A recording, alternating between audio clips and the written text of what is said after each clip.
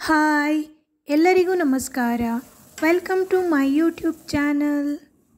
ನಾನಿವತ್ತೊಂದು ಮಂಗಳೂರು, ಉಡುಪಿ, ಕಾಸರಗೋಡು ಕಡೆಗಳಲ್ಲಿ ತುಂಬ ಫೇಮಸ್ ಆಗಿರುವ ಒಂದು ಸಿಹಿ ತಿನಿಸನ್ನು ಮಾಡಿ ತೋರಿಸ್ತಾ ಇದ್ದೇನೆ. ನೀವಿಲ್ಲಿ ನೋಡ್ತಾ ಇರ್ಬೋದು, ಇದಕ್ಕೆ ನಾವು ಸಾಟು ಅಂತ ಹೇಳ್ತೇವೆ. ಈ ಸಿಹಿ ತಿನಿಸಿನ ಒಳಗೆ ಪಫ್ಸಿನ ಹಾಗೆ ಲೇಯರ್ಗಳಿರುತ್ತದೆ. ಹೊರಗಿನಿಂದ ಸಕ್ಕರೆ ಪಾಕದ ಕೋಟಿಂಗನ್ನು ಮಾಡಲಾಗುತ್ತದೆ. ತುಂಬ ರುಚಿಯಾಗಿರುತ್ತದೆ. ಮನೆಯಲ್ಲೆಲ್ಲ ಸಣ್ಣ ಸಣ್ಣ ಫಂಕ್ಷನ್ಗಳಿದ್ದರೆ ಈ ಸಿಹಿ ತಿನಿಸನ್ನು ಮಾಡ್ತಾರೆ. ಮೊದಲಿಗೆ ಒಂದು ಬಾಣಲೆಯಲ್ಲಿ ತುಪ್ಪವನ್ನು ಬಿಸಿಯಾಗಲು ಇಡೋಣ. ಇಲ್ಲಿ 1 ಸೇರು ಮೈದಾ ಹುಡಿಗೆ 2 ಕಪ್ ತುಪ್ಪವನ್ನು ಬಳಸಲಾಗುತ್ತದೆ. ಬಿಸಿ ತುಪ್ಪವನ್ನು ಮೈದಾ ಹುಡಿಗೆ ಹಾಕಿ ಚೆನ್ನಾಗಿ ಮಿಕ್ಸ್ ಮಾಡಬೇಕು. ಒಮ್ಮೆಲೆ ಎಲ್ಲವನ್ನು ಹಾಕಿಕೊಳ್ಳೋದು ಬೇಡ, ಸ್ವಲ್ಪ ಸ್ವಲ್ಪ ತುಪ್ಪವನ್ನು ಹಾಕಿ ಮಿಕ್ಸ್ ಮಾಡ್ತಾ ಹೋಗೋಣ. ನಮ್ಮ ಮನೆಗೆ ಫಂಕ್ಷನ್ಗಳಲ್ಲಿ ಅಡಿಗೆ ಮಾಡಲು ಬರುವಂತಹ ಅಡಿಗೆ ಭಟ್ರು ಇಲ್ಲಿ ಸಾಟನ್ನು ಮಾಡಿ ತೋರಿಸ್ತಾ ಇದ್ದಾರೆ. ತುಂಬ ಪರ್ಫೆಕ್ಟಾಗಿ ಹೇಗೆ ಸಾಟನ್ನು ಮಾಡ್ಬೋದು ಅಂತ ಇಲ್ಲಿ ನಾವು ನೋಡ್ಬೋದು. ತುಪ್ಪ ಬಿಸಿ ಇರುವ ಕಾರಣ ಸೌಟಿನಲ್ಲಿ ಮಿಕ್ಸ್ ಮಾಡ್ತಾ ಇದ್ದಾರೆ. ಸ್ವಲ್ಪ ಸ್ವಲ್ಪವೇ ಆಗಿ ತುಪ್ಪವನ್ನು ಹಾಕುತ್ತಾ ಎಲ್ಲ ತುಪ್ಪವನ್ನು ಇದಕ್ಕೆ ಹಾಕಿ ಮೈದಾ ಹುಡಿಯೊಂದಿಗೆ ಚೆನ್ನಾಗಿ ಮಿಕ್ಸ್ ಮಾಡಬೇಕು. ಸ್ವಲ್ಪ ತಣಿದ ನಂತರ ನಾವು ಮತ್ತೆ ಕೈಯಲ್ಲಿ ಅದನ್ನು ಚೆನ್ನಾಗಿ ಮಿಕ್ಸ್ ಮಾಡಿಕೊಳ್ಳಬಹುದು. ಈಗ ಇದಕ್ಕೆ ಬೇಕಾದಷ್ಟು ನೀರನ್ನು ಹಾಕಿ ಪೂರಿ ಹಿಟ್ಟಿನ ಹದಕ್ಕೆ ನಾವು ಹಿಟ್ಟನ್ನು ಕಲಸಿಕೊಳ್ಳಬೇಕು. ನಾವು ಹಿಟ್ಟನ್ನು ಕಲಸುವಾಗ ತುಪ್ಪ ಮತ್ತು ನೀರು ಸರಿಯಾದ ಪ್ರಮಾಣದಲ್ಲಿ ಇರಬೇಕು. ಜಾಸ್ತಿ ಕೂಡ ಆಗಬಾರ್ದು, ಕಡಿಮೆ ಕೂಡ ಆಗಬಾರ್ದು.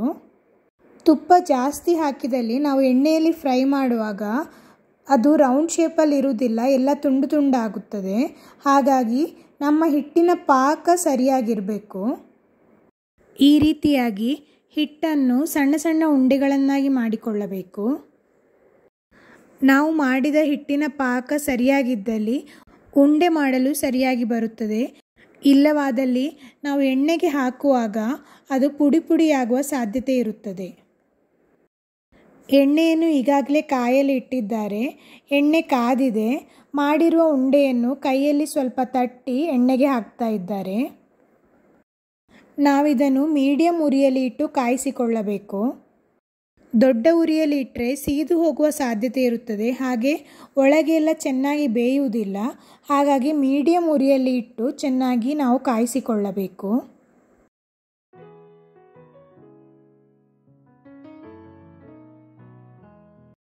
ಎಣ್ಣೆಯಲ್ಲಿ ಹಾಕಿ ಸ್ವಲ್ಪ ಹೊತ್ತಾದ ನಂತರ ನಾವು ಕೈಯಾಡಿಸಬೇಕು. ಇದು ಸಾಧಾರಣ ಒಂದು 15ರಿಂದ 20 ನಿಮಿಷ ಬೇಕು ಎಲ್ಲ ಚೆನ್ನಾಗಿ ಬೇಯಲು.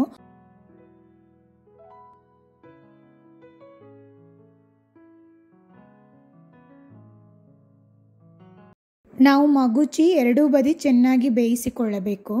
ಗೋಲ್ಡನ್ ಬ್ರೌನ್ ಕಲರ್ ಬಂದಾಗ ಇದನ್ನು ತೆಗೆಯಬಹುದು. ಒಳ್ಳೆ ಬಿಸ್ಕೆಟ್ನ ಹಾಗೆ ಕಾಣ್ತಾ ಇದೆ ಅಲ್ವಾ?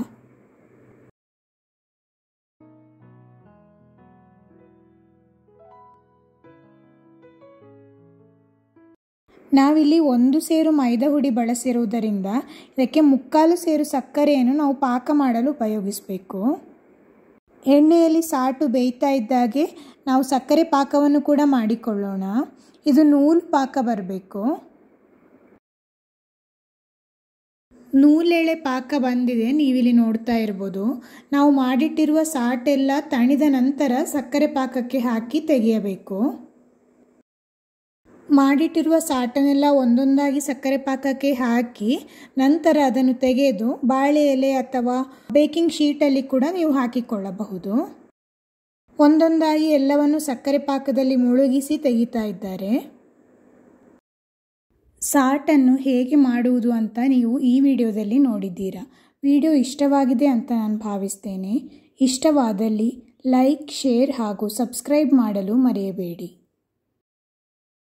ಒಂದು ವೇಳೆ ಸಕ್ಕರೆ ಪಾಕ ಗಟ್ಟಿಯಾದಲ್ಲಿ ನೀವು ಮತ್ತೆ ಅದನ್ನು ಬಿಸಿ ಮಾಡಿಕೊಳ್ಳಬಹುದು. ಈ ಸ್ವೀಟನ್ನು ಮನೆಯಲ್ಲಿ ಏನಾದರೂ ಸಣ್ಣ ಸಣ್ಣ ಫಂಕ್ಷನ್ಗಳಿದ್ದರೆ ಮಾಡಿ ಬಳಸಬಹುದು. ತುಂಬ ರುಚಿಯಾಗಿರುತ್ತದೆ. ಒಂದು ತಿಂದರೆ ಇನ್ನೊಂದು ತಿನ್ನುವ ಅಂತ ಅನಿಸ್ತದೆ. ಎಲ್ಲವೂ ಚೆನ್ನಾಗಿ ತಣಿದ ನಂತರ ಅದರಷ್ಟಿಗೆ ಅದು ಎದ್ದು ಬರುತ್ತದೆ. ನಂತರ ನಾವು ಯಾವುದಾದ್ರೂ ಬಾಕ್ಸಲ್ಲಿ ಹಾಕಿ ಸ್ಟೋರ್ ಮಾಡಿ ಇಟ್ಟುಕೊಳ್ಳಬಹುದು. ಇನ್ನೊಂದು ರೆಸಿಪಿಯೊಂದಿಗೆ ಮತ್ತೆ ಬರ್ತೇನೆ. ಚಾನಲನ್ನು ಸಬ್ಸ್ಕ್ರೈಬ್ ಮಾಡಲು ಮರೆಯಬೇಡಿ. ಧನ್ಯವಾದಗಳು.